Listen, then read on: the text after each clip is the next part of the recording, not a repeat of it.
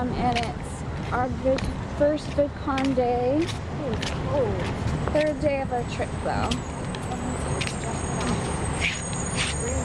Yeah. So it's cooled down quite a bit today, which is nice. I'm happy.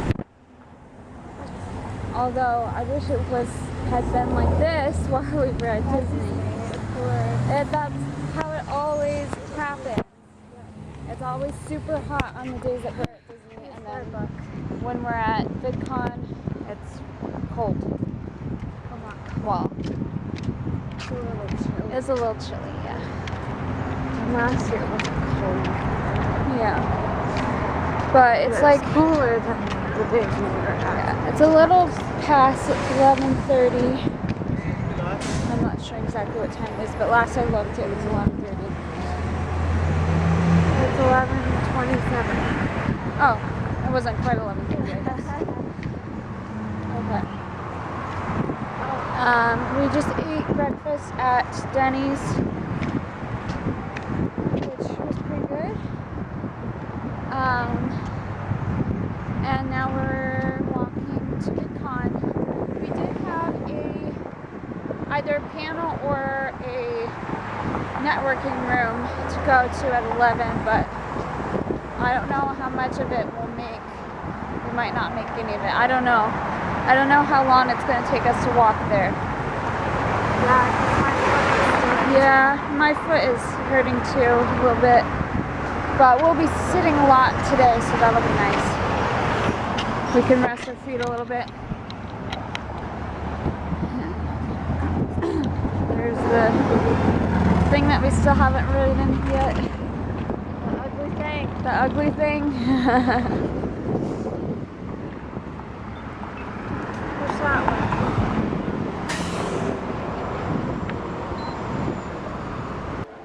So we are here.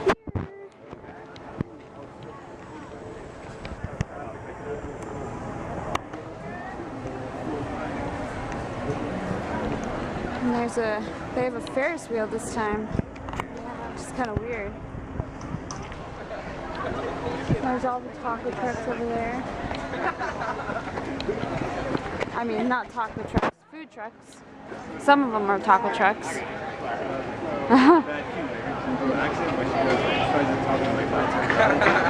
All the bloggers. Look at that thing up there. It's nice. Is that where probably industry, yeah.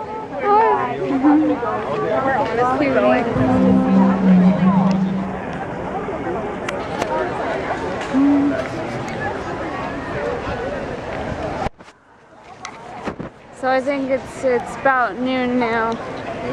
So we missed our networking room, but that's okay. We'll have other chances to do a networking room or network.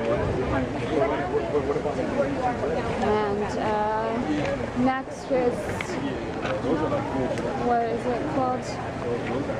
I don't know. Shortcuts? YouTube shortcuts.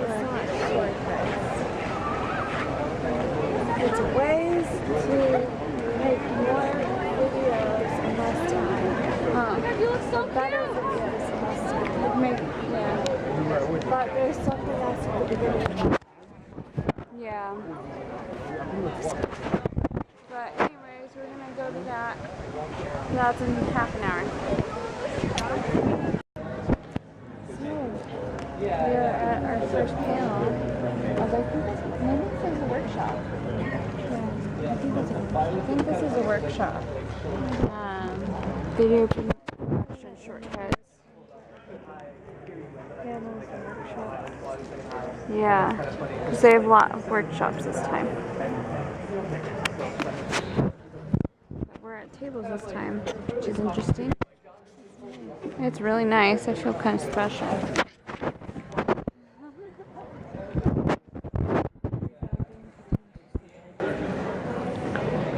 Yeah, this is nice. And my creator chat is across the hall from here too. My girlfriend let me play. That's in an hour and a half.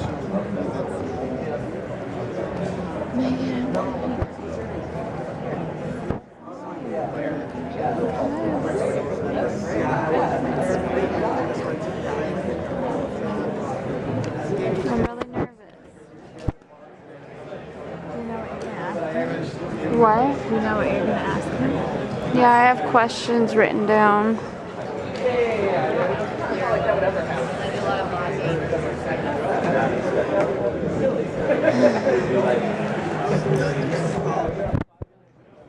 Anyways, we're gonna wait for this panel or workshop to get started. So, who here makes videos on a regular basis?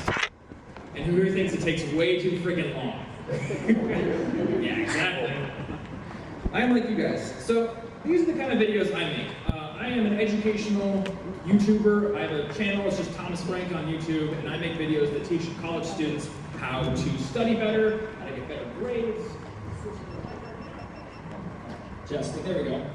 How to read textbooks, all that kind of stuff. But I like doing cool editing. I like doing whiteboard animations. I like doing, cool After Effects stuff, or going out and filming stuff on a gimbal. That's my style. And that takes a long time. And when you're making videos every single week, you do a lot of stuff over and over and over again. You keyframe stuff.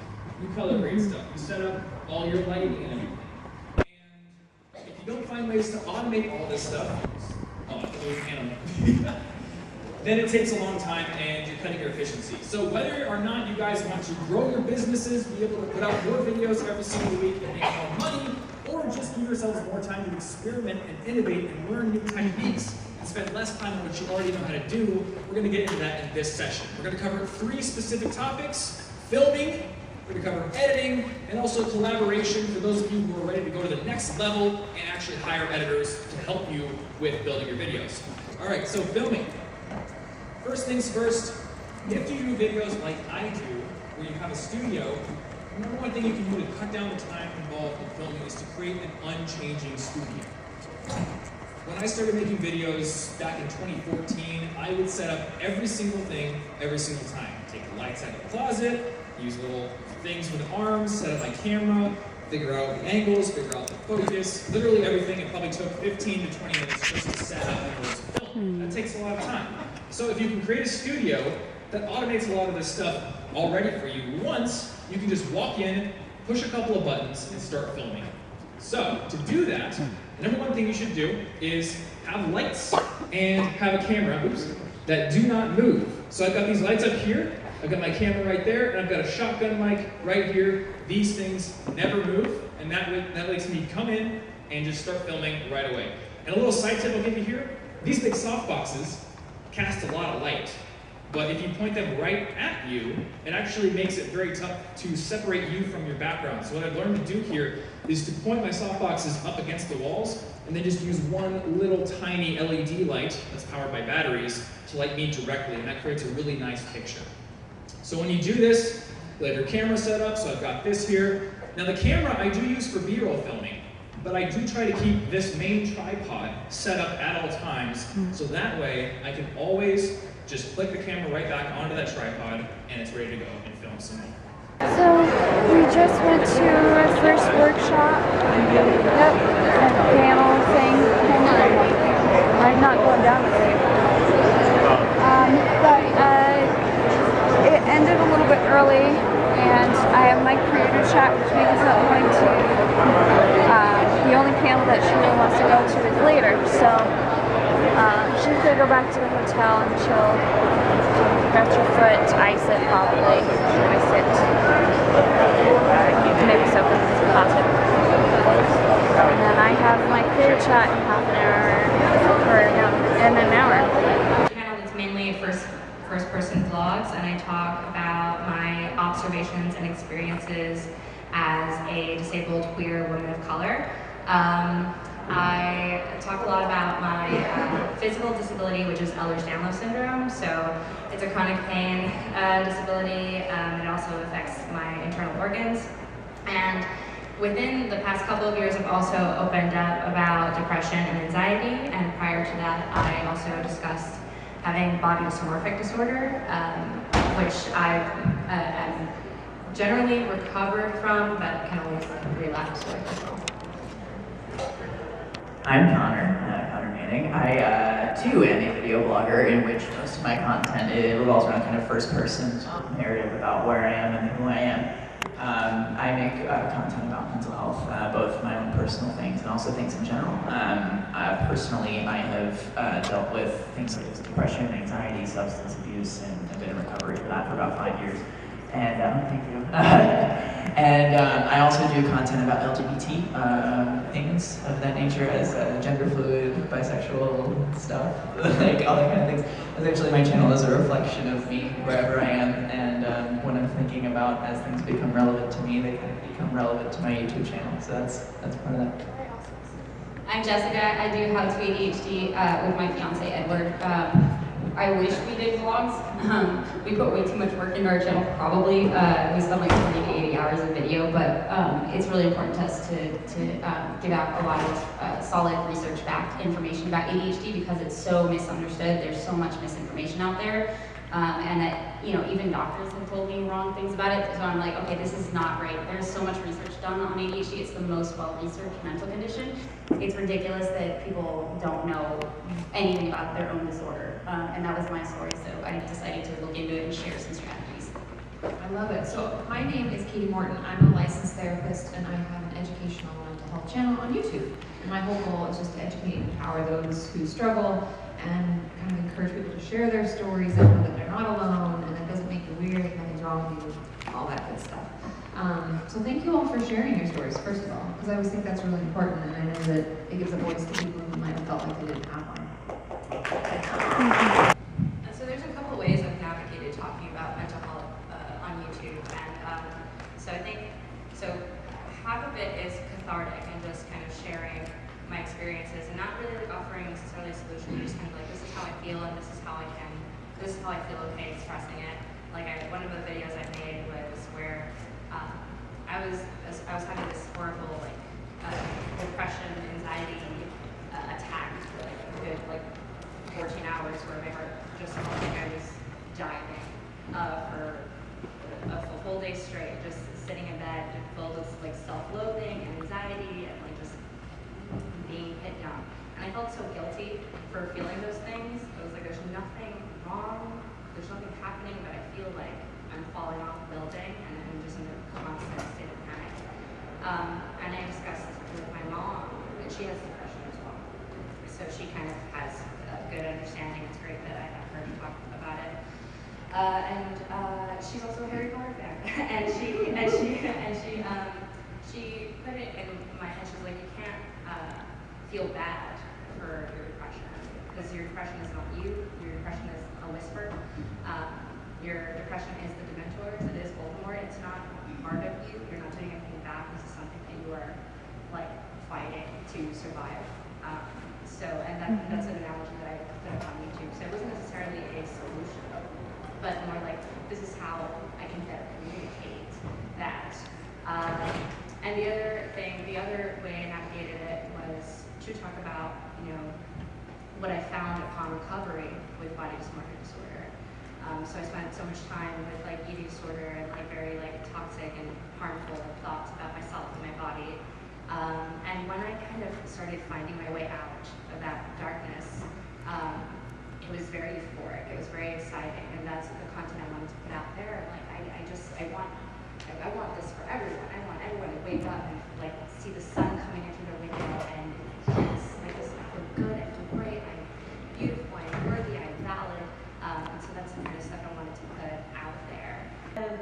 Messages and emails and DMs from my subscribers and my followers, and they're asking me for my help and using the verbiage like I'm begging you, like I'm dealing with depression and I want to lose weight, how can you help me?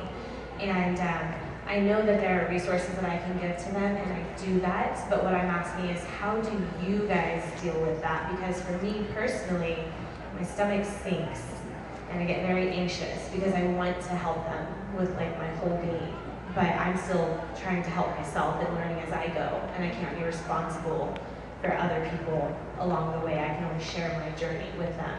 So how have you guys experienced that, and how do you deal with that? every day. It took me a while to get used to it, the pressure to help everyone. But I think, and I've talked about this a lot on my channel, I'm sure my viewers know, but I talk about boundaries a lot. And I also talk about, like, I'm only one person, you know, I can't, I'm not able.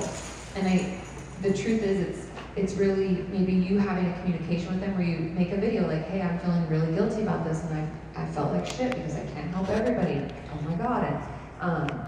And then it's having a conversation with yourself where you let yourself out.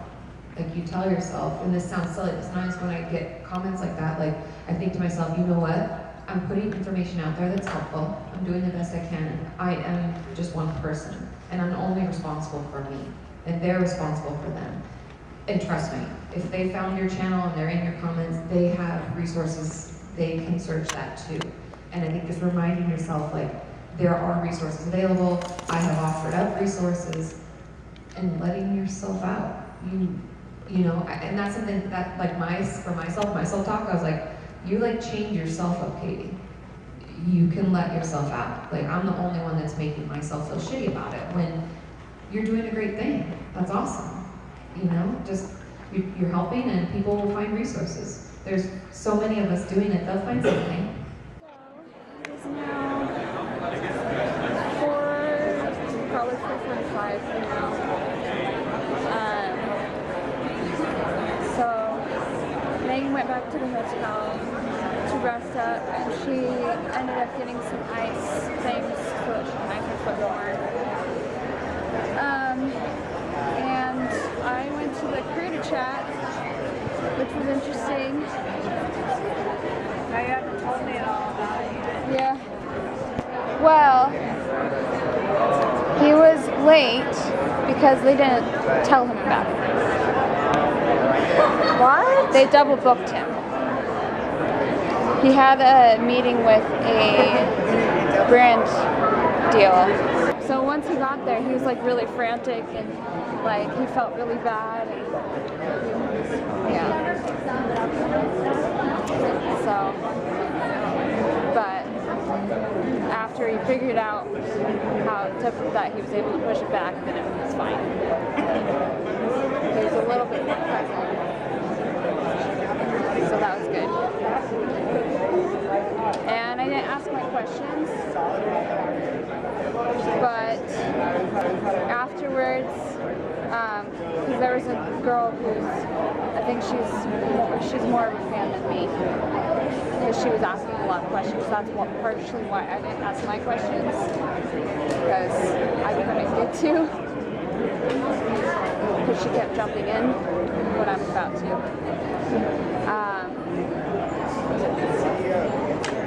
But she asked if she could take a picture with him before he left, and he was like, yeah, I'll take a picture with everybody.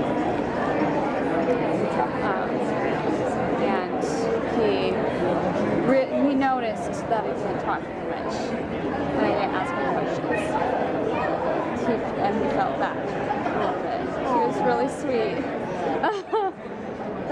that actually made me feel really good. And I told him that I felt a little bit overwhelmed because and he wanted to make sure that I still got something out of it. So it was really nice. He sat directly right next to me. So for the first like 5 to 10 minutes, I was like freaking out a little bit internally, not externally, but internally. And then it started to feel a little bit more normal. So, because we were just talking. Yeah. But then we went to the mental health panel, which was really interesting, and people got a little bit emotional, so that made me get a little bit emotional.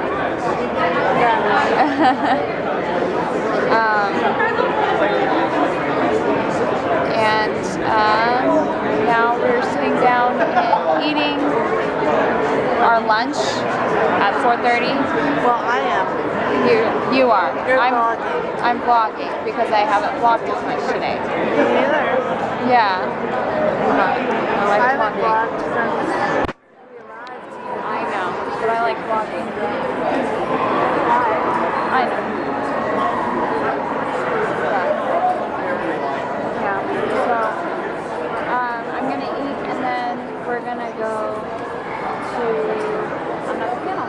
So do you guys think that other platforms like other than YouTube encourage clickbait? Like do you, when you're posting content on Facebook or Instagram, do you find yourself doing the same kind of attention-getting things to get people to watch what you're posting? Well, I don't really post videos on Instagram that often, but I have seen like some makeup videos on Instagram. They'll do this crazy picture and then you realize like they literally froze, took the picture, and then like didn't actually do that in the videos. And that's a little frustrating, but like you still want to see it. So I don't know, I'm just, if it's entertaining content, if it made me laugh, then like I'm never upset by it, you know. I definitely, like, when I post videos on Instagram, I try to do the same thing because they let you choose your little, whatever the picture's gonna be. I definitely try and choose something more interesting just because you know it's gonna get more engagement, you know? Like, it's gonna get more views, it's gonna get more clicks. And I think that's just the same for everything, you know?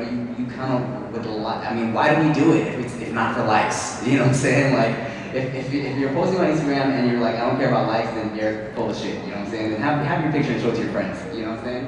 It's like, we're all kind of doing it for that like validation for the most part. So, I mean, I definitely will try to, like, yeah, have a caption. I keep that in mind when I'm writing a caption. I'm like, for a video, I know that if it's too long, someone's probably just gonna scroll past. They're not gonna care. So I try to keep it short, keep it cute, make it something that they might be like, oh, what is this about?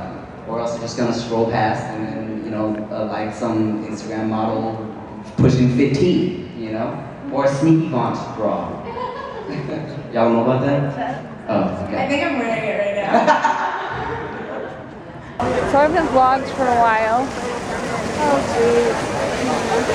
Neither have I. I haven't vlogged since before. Yeah. I should get out my camera. Yeah. Well, if you want to, don't force yourself to get out your camera just because I'm doing it.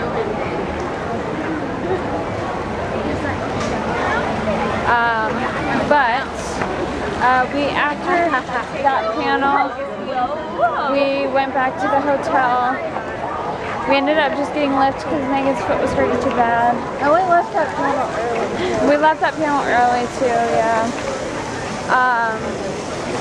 And we just chilled at the hotel for a while. It was really nice. It was nice, yeah. We watched Devil Wears Prada, which I love that movie.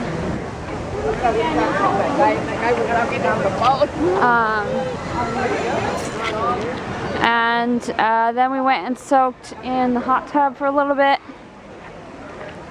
And then we were planning on going to the hotel bar, but they don't, miscommunication again.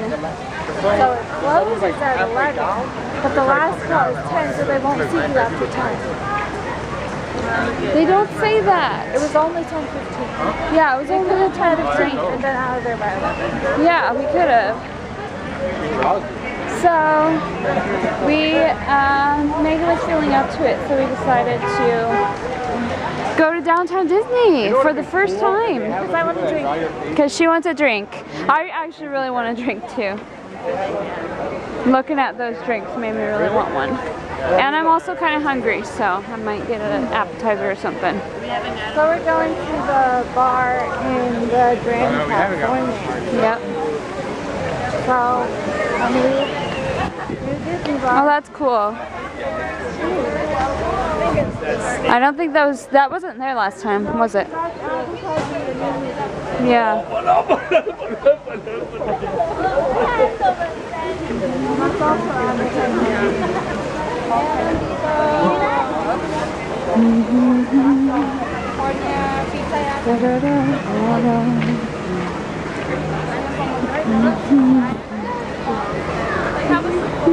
Alright. I love downtown Disney though, especially at night. It's really cool.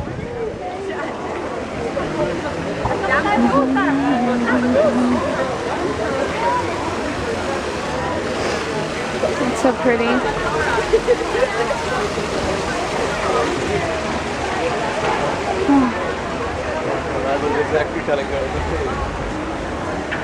We gotta figure out exactly where the bar is. Yeah. Or we could just go to that bar. And you think that this is We could. That might be quicker actually. Really? Because it's right there and we don't know where it is. Yeah. What do you think? I don't know, what is there? I forget what that's called. Catal. Huh? Oh wait, no. The other one. I don't know. I'm gonna look it up. But we're Before gonna we walk more, because I don't want to waste walking. Right. We're not gonna go to that one. But we're gonna go drink somewhere. Get a drink somewhere. So we went and got drinks at the Grand Californian. I don't feel like vlogging. You don't feel like vlogging? I'm sorry. That's okay. I know I'm gonna be so disappointed when I try to edit it. Oh wow. I'm still not done editing my other trips. So. Yeah. This downtown Disney looks so nice at night.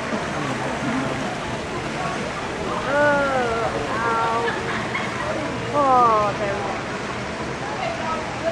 Oh. Alright.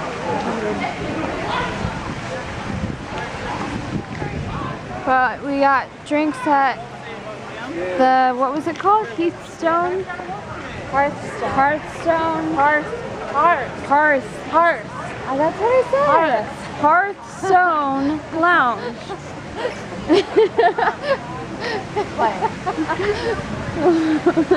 No. It sounds like you were saying hearth. No, I said hearth. It sounded like you were saying hearth. So I was like, no, you're not hearing me. I thought you thought I was saying hearth, so then you were saying hearth. No. Oh my god, you're hurting all of a sudden. I probably didn't drink enough water. Yeah. I didn't drink all my water. That's such a pretty Vidcon. I know it is. Oh They have pretty stuff in there. that's where I got your souvenir. Yep. And my souvenir. And I should get the kids souvenirs. Right. I might get them little things, but I gotta get them some. Yep. I promised them. But yeah, you got the magical star. Yes, the magical star cocktail. And I got the watermelon margarita. So I had tequila, so it made me a little loopier than a normal drink. That is pretty. Because usually I can drink one drink and I'm perfectly fine. But this one hit me a little bit more because it's tequila. And I don't drink tequila that much. But we also got a meat and cheese platter to share. Kind of what Which is really good. You do? Yeah. So good. All the people are coming. It must be 12.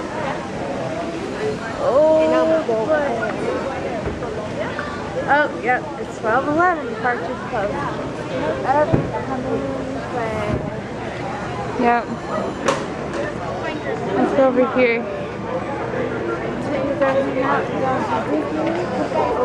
I want to sit behind. Yep. Oh, or take the shuttle to the parking lot.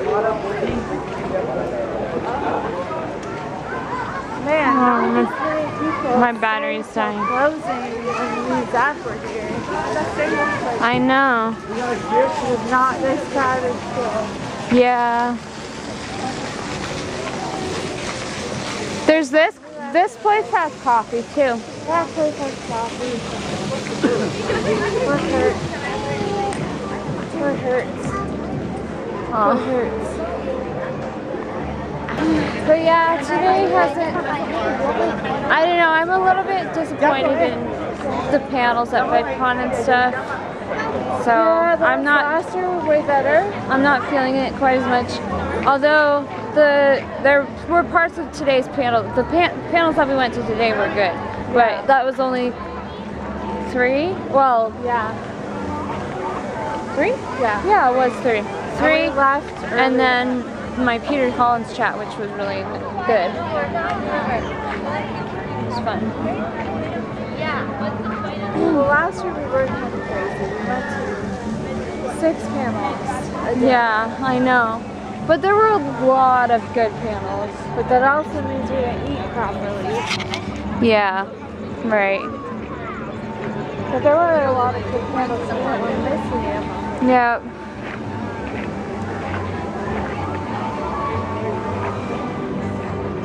But it was, it's okay. But it was nice to stay at and relax at the hotel for a little while. Yeah, it was. And nice to go out and get some drinks tonight. So yeah, I think that's going to be the end of this vlog. Thank you so much for watching. Bye-bye. My name is Tim Schmoyer, and I got started on YouTube in 2006. I uploaded my very first video. Hey, Phil. Hey. Welcome to Vidcon, Hank and Phil Talk. It's been beautiful to be here with you for 8 years. Have you been to every Vidcon? Every single one. I'm kidding.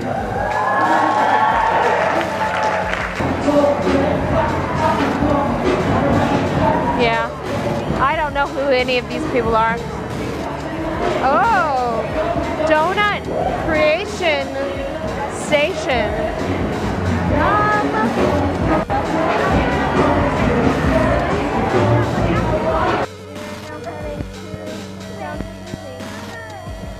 And now Vegas' foot is starting to feel better. No, my foot is hurting.